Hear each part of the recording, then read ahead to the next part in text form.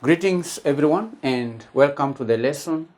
The subject is auditing and assurance. In today's lesson, we're going to study the factors to consider when or before accepting appointment to perform assurance engagement. What factors should the practitioner consider before accepting an engagement, before accepting an assurance engagement? And candidates accepting an appointment to perform an assurance engagement is a crucial decision that requires careful consideration by the auditor or by the practitioner.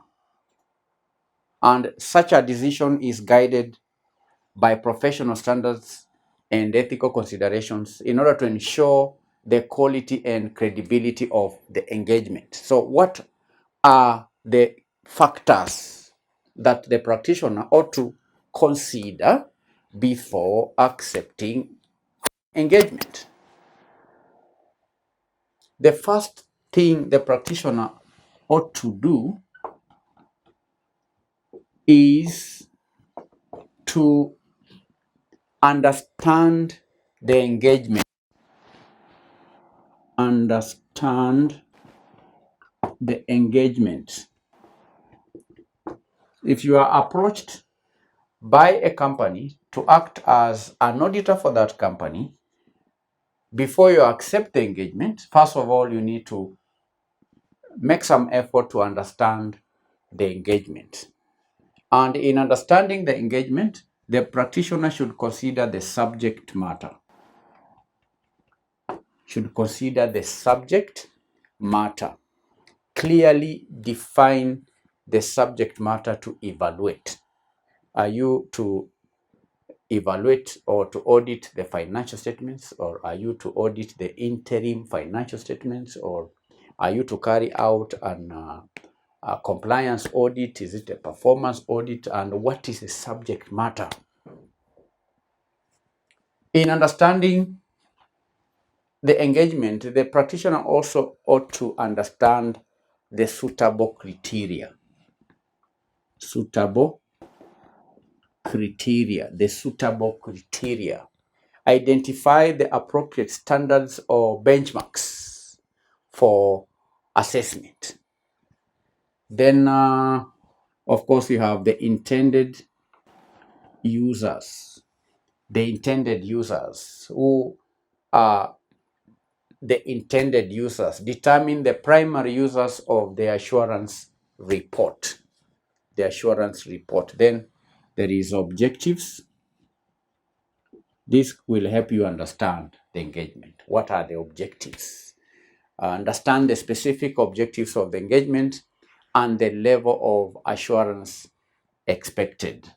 And level of assurance expected. Because the level of assurance expected will determine the degree of the testing. Okay, if it is high level assurance, then the auditor is required to also conduct in-depth evaluation of controls, substantive procedures, analytical procedures, and so on. But if it is moderate level of assurance, then you see the testing will also be moderate. So before accepting an engagement, first of all, understand the engagement. And to understand the engagement, look at the subject matter, the suitable criteria, intended users, and the objectives and level of assurance expected. That is the first factor. The second factor is independence and objectivity. Independence and objectivity must also be considered. The auditor ought to assess if there are any threats to independence. Are there any threats to independence? For an auditor to carry out his work as expected, the auditor is required to be independent of management. But before accepting an engagement, the auditor should evaluate his independence, assess any potential conflicts of interest or relationship that could compromise his independence. Threats could be if the auditor is a shareholder of the company, or if the company, or if the auditor has blood relations with the management of the company, one of the managers in the company. So the auditor should need to evaluate his independence. Could there be any threats to his independence? That is very important. And if there are threats, then what are the safeguards?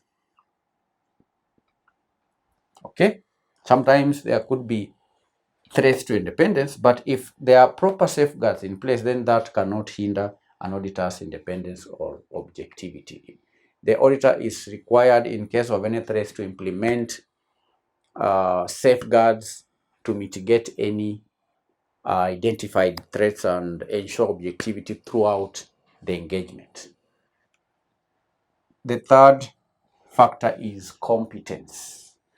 The auditor's competence and capabilities. Is the auditor competent enough? Is the auditor and his team competent enough to carry out the engagement? How about capabilities? That is a factor to consider. Here we are referring to expertise. Does the auditor have the necessary expertise? The auditor should evaluate his team's expertise, his team's experience in the relevant subject matter and industry, the subject matter.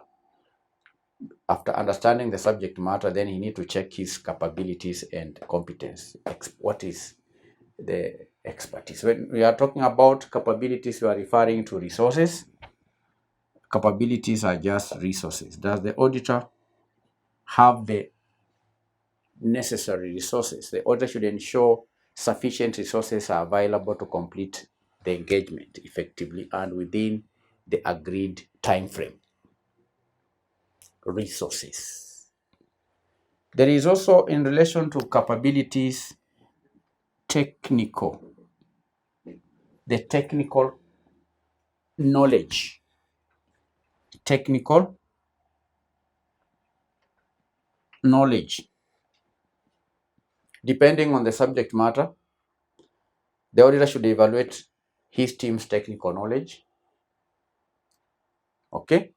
And the auditor is required to stay up to date with the relevant professional standards, things like regulatory requirements, and so on. So that is the third factor to consider. Number 4, client's reputation.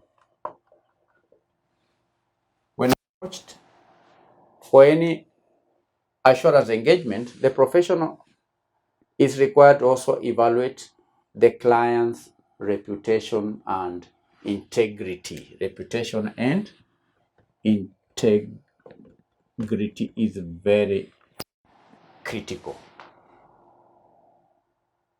Okay? And how can the auditor evaluate the client's reputation? That can be done through due diligence. The auditor should carry out due diligence, conduct due diligence on the client's reputation, on the client's financial stability, and also ethical practices. In understanding the client's reputation, the auditor should also consider management integrity, the integrity of the managers. Assess the integrity and competence of the client's management. So that is the fourth factor to consider, the client's reputation. 5, resources and timeline. Resources and timeline. All right. the auditor should carry out some feasibility study.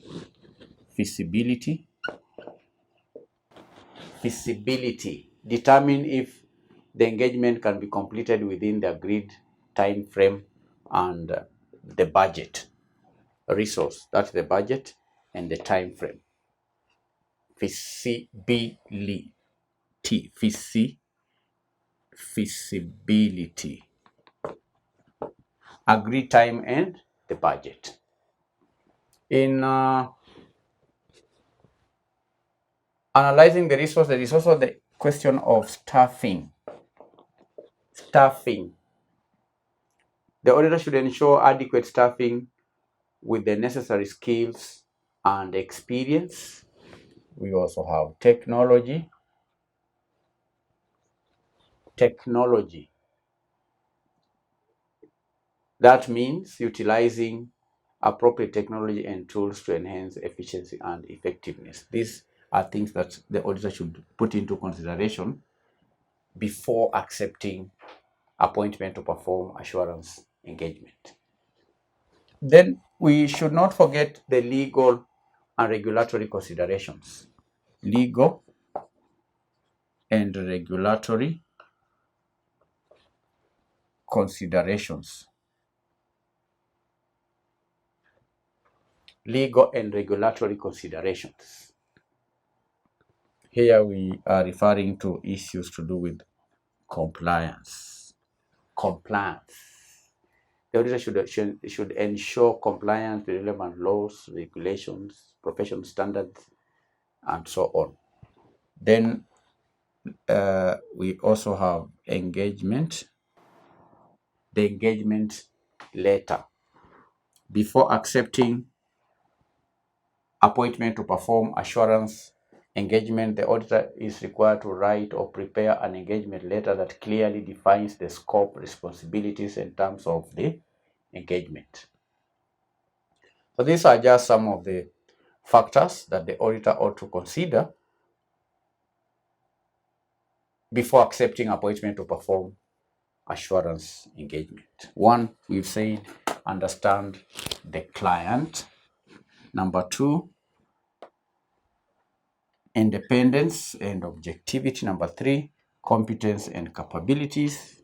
Number four, we have client's reputation and integrity. Number five, resources and timeline. Then legal and regulatory considerations.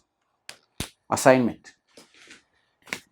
What ethical considerations, such as independence and conflicts of interest, must a practitioner evaluate before accepting an assurance engagement? Number two, what factors should a practitioner consider when assessing potential clients' integrity and reputation before accepting an engagement? What are the key components of an engagement letter, and why is it essential for both the practitioner and the client? 4. How does a practitioner assess their competence and available resources to ensure they can complete the engagement effectively and efficiently? Bye.